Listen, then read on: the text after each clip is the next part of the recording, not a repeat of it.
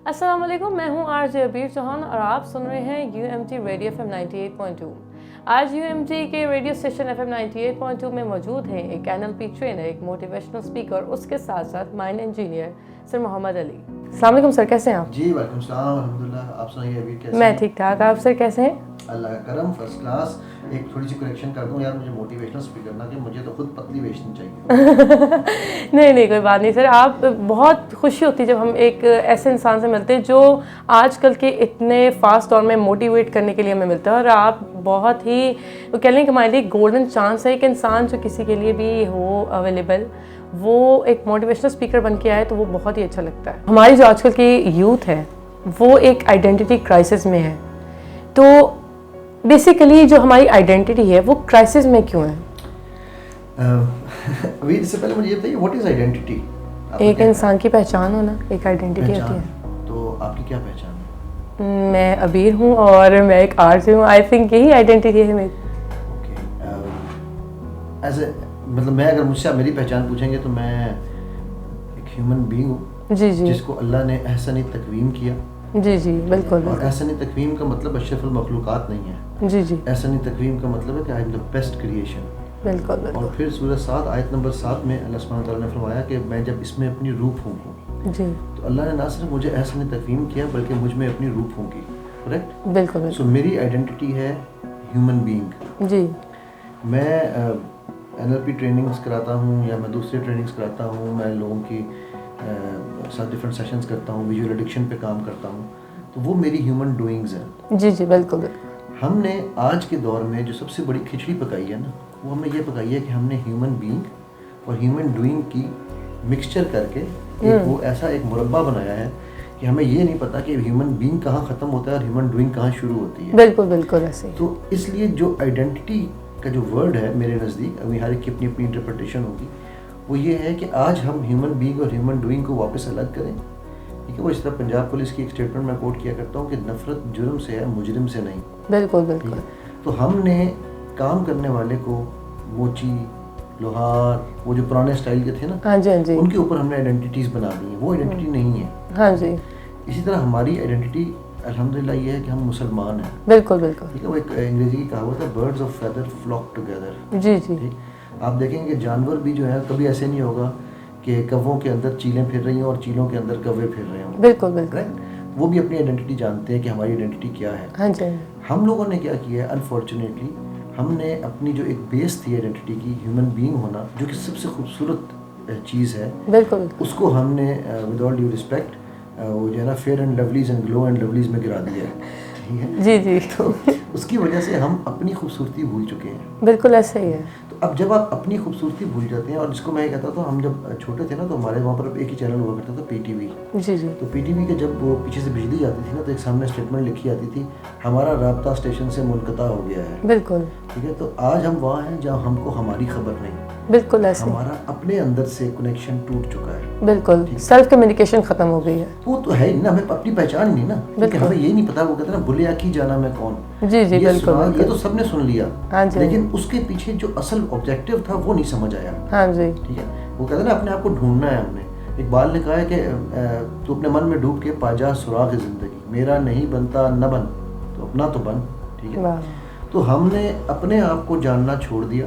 हाँ जी आज हमारा खुद से चूंकि कनेक्शन ख़त्म हो चुका है, इसलिए हम हर वो आइडेंटिटी को अपने ऊपर लगाना चाहते हैं जो हमें फैसिनेट करे, जो हमें इन्फेक्चुएट करे। जी जी बिल्कुल बिल्कुल सबसे पहले ये समझना ज़रूरी है कि हम अपनी इनफरादियत को जो जो है, अगर हमारी इनफरादियत ठीक होगी हाँ जी तो हमारी आइडेंटिटी वो क्राइसिस आएगा ही नहीं। जी बिल्कुल बिल्कुल ऐसे ही है। हम फॉल ही नहीं करेंगे उन सब फेक चीज़ों के ऊपर। एग्जैक्टली, क्योंकि हम कौवा चला हंस की चाल, अपनी चाल भी भूल गया। जी बिल्कुल बिल्कुल, ये तो बहुत बहुत फेमस मिसाल है। एग्जैक्टली, तो हम और उस चक्कर में हम ये भी भूल गए कि यार हमारे कोई वैल्यूज़ भी हैं, कोई सिस्टम्स भी हैं। मैं एक बात कहता हूँ, अनफॉर्चुनेटली इसमें कोई खामी नहीं है किसी भी रिलीजन में। सारे रिलीजन जो अपने हिसाब से रखते हैं उनकी अपनी मर्ज़ी है, ऑल्दो के कायनात अल्लाह ने बनाई है, खालिक अल्लाह है, तो दीन भी अल्लाह का ही होना चाहिए। जी जी ठीक है, उसके ऊपर कोई सेकंड थॉट नहीं। लेकिन हम बड़े सगीर में रहने वाले लोग, हमारी तो वैसे ही कोई आइडेंटिटी नहीं बनी। बिल्कुल। आपसे एक और सवाल था कि हमारी जो आजकल की टीन एज है, स्पेशली टीन एज, क्योंकि हम बहुत ज़्यादा फास्ट है, हमारे पास आजकल गैजेट्स बहुत ज़्यादा अवेलेबल है, फ़ोन, लैपटॉप्स, ये सब चीज़ें। तो अब जो है वो फास्टली आइडेंटिटी क्राइसिस वो फॉल बैक करे उस एज कैटेगरी में जिसको हम कहते हैं टीन एज। तो टीन एज में मैंने ये चीज़ बहुत देखी है कि वो उस लेवल की हरकतें करते हैं या वो चीज़ को अडाप्ट कर रहे हैं जो कि बहुत ही मतलब बहुत जाके ऊपर की एज की चीज़ें, लाइक 25, 26। सो वो मतलब चीज़ें मैंने देखने की बहुत ही बोल्डली एक्ट जो वो लेते हैं, और फिर बाद में वो उस डिप्रेशन में चले जाते हैं कि हमसे वो चीज़ हो नहीं पा रही, और वो एक क्राइसिस में चले जाते हैं जो उनकी अपनी आइडेंटिटी भी नहीं रहती। तो ऐसा क्यों होता है? अच्छा, हमारी जनरेशन सो कॉल्ड आज़ाद पैदा हुई, जो 60s 70s 80s में जनरेशन हाँ जी, उनकी बात कर रहा हूँ। हमारी जनरेशन ने कहा कि यार मेरा दादा भी गलत, मेरा बाप भी गलत। दादा मेरा कहता था ईमानदारी से काम करो, बाप मेरा कहता था यार पता नहीं क्या करना चाहिए। तो हमारी जनरेशन ने कहा रज के खाओ यार, ओहो बच्चों को खुश रखना है, बच्चों को खिलाओ पिलाओ, जितना दे सकते हो बच्चों को दो, क्योंकि बच्चे जो है ना वो हमारे क्या नाम अपना ख़राब नहीं होने चाहिए, बच्चों की आज़ादी होनी चाहिए। हमने उनको एक एक्सट्रीम से निकले दूसरी एक्सट्रीम पर लेकर चले गए। बिल्कुल। अब ये जो हमारी जनरेशन, आपकी जो जनरेशन है, जो यूथ की हमारी आज ये यूथ जनरेशन है, जो मैं बात कर रहा हूँ 90s से लेके अभी तक की, ठीक है, ये जनरेशन बेचारी परेशानी में आलम में है कि हम आज़ाद हैं, हमारी सोच इंडिपेंडेंट है, हमें इंडिपेंडेंट रहने का तरीका सिखाया गया है, हमें बर्गर्स सारे खिलाए गए हैं, तो पप्पू तैयार किए गए हैं, हमने पप्पू तैयार किए हैं। अब वो पप्पू जो है जब वो ज़माने में बाहर आता है, क्योंकि पप्पू को रेडी नहीं किया गया, मेंटली रेडी नहीं किया, मेंटली भी फिजिकली भी रेडी नहीं किया गया। Pappu is a couch potato, ठीक है, उसको बिठा के अम्मा ने मुंह में डाला।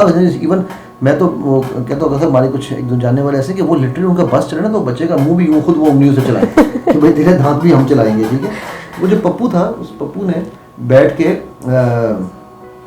जो है क्या नाम अपना हर काम, कोई काम किया ही नहीं, ना उसने बिजली का बिल जमा कराना आया, ना उसको पानी का बिल जमा कराना आया। सो हमारी जनरेशन ने उनको बिल्कुल अपाहिज बना दिया। बिल्कुल ऐसे ही है। अब जब ये बच्चे बेचारे बाहर आते हैं, इन पे जरा सा प्रेशर पड़ता है, फिर हमने इनको अल्फाज भी सिखाए, डिप्रेशन, स्ट्रेस, टेंशन, ये हमने सिखाए हैं। अब उन बच्चों का कसूर नहीं है। हाँ, हैविंग सेड दिस, ये मैंने बेस बनानी जरूरी थी। हैविंग सेड दिस बेस, और मैं बच्चों से माफ़ी इसी चीज़ की मांगता हूँ कि यार हमारी जनरेशन ज़्यादा कसूरवार है आपको जहाँ पर पहुँचे हैं। हैविंग सेड दिस, इसकी रेमेडी भी है। सर मतलब like I am the part of this youth, obviously पता है आई एम यंग। तो सर मैंने एक चीज़ जो बहुत ज़्यादा मैंने फील की, हमारी आज की जनरेशन जो कहती है कि हमारे माँ बाप हमें अंडरस्टैंड नहीं करते। There was a time when मेरे पेरेंट्स भी मुझे अंडरस्टैंड नहीं करते थे, और मैंने ये चीज़ लाइक अ फ्रेंड मैंने अपने पेरेंट्स को बनाना स्टार्ट किया कि वो उनका भी कसूर है। जैसे आपने कहा कि आपके फादर उस एरिया में थे, आपको उनको नहीं पता चला। मेरी मदर ने डिफेंस की जंग देखी हुई है, लाइक 65 की जंग देखी हुई है, तो उनके लिए ये आजकल के गैजेट्स ये सब चीज़ें बहुत नई हैं। वो मुझे जिस तरह ट्रीट करती वो वैसे करती जैसे उनके 5 भाइयों के दरमियान वो पली हुई है। तो वो जब मुझे करती है मैं उनको बोलती हूँ कि मामा ये एक एज गैप है। अब वो उसमें मेरा भी कसूर नहीं, क्योंकि जब मैं विदिन अब एक बहुत जनरेशन फॉरन चेंज हुआ है, like in 2015 it was going slow, अब एकदम जंप करके बहुत फास्ट हो गया है। जब मैंने देखा था तब हमारे घर में एक डेस्कटॉप कंप्यूटर होता था, मोबाइल फ़ोन का तो कॉन्सेप्ट था ही नहीं। तो अब जब मैं देखती तो लोगों के पास और पेरेंट्स के पास स्पेशली ये कॉन्सेप्ट है कि वो कहते हैं हमारे बच्चे जो है हमारे साथ बात नहीं करते, बच्चे कहते हैं कि हमारे पेरेंट्स हमें अंडरस्टैंड नहीं करते। हो ये रहा है कि ड्रामों की वजह से कॉन्सेप्ट्स, इसे हम कहते हैं जहन साजी, बिल्कुल ठीक है। ये लोग कहते हैं 5th जनरेशन वॉरफेयर, मैं कहता हूँ ये 12th जनरेशन वॉरफेयर है, ठीक है। वो इकबाल का एक शेर है कि इसके अंदर से उसका मैं मफहूम आपको बता देता हूँ कि इसके मुझे इससे तब तक डर नहीं लगता, कुफर कहता है, शैतान कहता है, मुझे तब तक डर नहीं लगता जब तक ये नॉर्मल खड़ा है, बट इसको इतना ख़त्म करो कि इसके अंदर से रूह मोहम्मदी भी निकाल दो, ठीक है। तो वो जहन साजी ऐसे होती है। Now coming to your original question, parenting जो है वो एक आंख खुली और एक आंख बंद के साथ की जाती है। बिल्कुल बिल्कुल। आंख खुली क्यों रखी जाती है?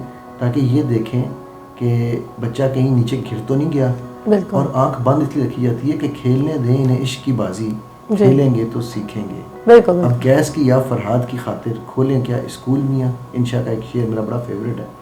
तो हम लोग क्या कर रहे हैं बेटा कि हम लोगों ने, हमारी ये वही बात है, हमारी जनरेशन ने हमें ये सिखाया है कि बच्चों से गैप रखना है। हाँ जी हाँ जी। ठीक है। मैं एक जगह सेशन कर रहा था तो वहाँ पर का एक साहब सेशन के बाद मेरे पास आ गए, तो मैं उनको बताया था सेशन में, मैं ये बता रहा था कि जी पेरेंट्स का एक ही फ़र्ज़ है, बिल्कुल, और वो फ़र्ज़ है बच्चों को अनकंडीशनल लव देना। हाँ, अनकंडीशनल लव की डेफिनेशन फ़र्क है, ठीक है। तो अगर वो नहीं करते हैं ये, तो वो जुल्म कर रहे हैं। उसके अलावा तरबियत जो है वो किसी और चीज़ का नाम नहीं है। वो साहब मेरे पास आए और क्या लगे, सर आप क्या बात कर रहे हैं, आपने कहा कि आप अपने बच्चे को प्यार करते हैं, आप अपने बच्चे को चूमते हैं। मैंने कहा हाँ सर, हम तो सोच भी नहीं सकते अपने बच्चे को सीने से लगाने का, हमारे इलाके में तो इसको मायूब समझा जाता है। मैंने उनसे कहा, मैंने कहा यार भाई, अल्लाह के नबी सल्लल्लाहु अलैहि वसल्लम के पास एक बद्दू आया था और उसने भी यही बात कही थी जब आप हज़रत हसन को प्यार कर रहे थे, तो अल्लाह के नबी सल्लल्लाहु अलैहि वसल्लम ने फरमाया कि अगर अल्लाह ने तेरे दिल से प्यार ख़त्म कर दिया तो मेरा तो उसमें कोई कसूर नहीं है। बिल्कुल बिल्कुल। सो पेरेंटिंग जो है ना बच्चे, वो होती ही सिर्फ फ्रेंडशिप के साथ। चलिए एक बात उस पर आ जाती है कि अगर आपको कोई आपकी आइडेंटिटी का इशू है, यानी आपको लगता है कि आप थोड़े नेग्लेक्ट हो रहे हैं अपने पेरेंट्स की तरफ से, तो उस चीज़ से मतलब आज की जनरेशन कैसे बाहर आ सकती है जो हमारी यूथ है?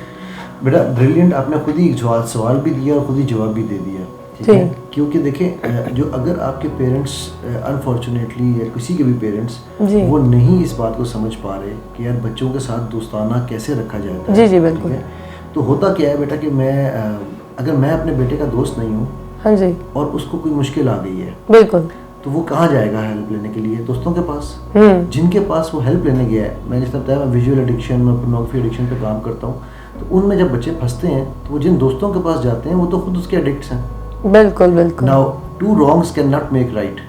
बिल्कुल बिल्कुल सही कहा, बिल्कुल सही कहा। तो ये बात पेरेंट्स को तो समझनी जरूरी है ही है, बट जिस तरह आपने कहा कि बच्चों के लिए भी, ये देखिए बच्चों को आइडेंटिटी, हम जहाँ से मसल शुरू हुए थे ना टॉपिक, बच्चों को आइडेंटिटी मिलनी है उनके घर से। बिल्कुल बिल्कुल। जब घर में आधा तीतर आधा बटेर है, जब घर में आपके पास दोस्त नहीं है, मैं बताऊँ corona was one of the biggest blessings in this century. बिल्कुल बिल्कुल। आपको तब पता चला था, लोगों ने तो मतलब करने लगे थे, बड़ी बनाई थी जी बिल्कुल। एक मीम मुझे बड़ी पसंद आई, एक साहब की मीम थी, वो कहने लगा कि यार मुझे पहली दफ़ा पता चला, मोबाइल बंद थे, कि यार मेरे घर में भी अच्छे लोग रहते हैं। बिल्कुल बिल्कुल। ये सर आपसे बस एक रिक्वेस्ट है कि हमारी यूथ के लिए एक छोटा सा मैसेज ज़रूर दे दीजिए। मेरा मैसेज हमेशा एक ही होता है, अपने मन में डूब के पा जा सुना, तो मेरा नहीं बनता न बन, अपना तो बन। चलो बहुत शुक्रिया सर, आपने हमें ज्वाइन किया एंड बहुत अच्छा लगा सर से बात करके, एंड आपने इतना कीमती वक्त दिया और मुझे भी आज बहुत कुछ सीखने को मिला। अब इंसान कहते हैं कि इंसान के सीखने का जो एक वो प्रोसेस है ना, वो कभी ख़त्म नहीं होता। तो उम्मीद करते हैं इंशाल्लाह फिर दोबारा आपके साथ बात होगी और आपसे दोबारा मुलाकात ज़रूर होगी इंशाल्लाह। जज़ाकल्लाह खैर, बहुत शुक्रिया। बहुत शुक्रिया।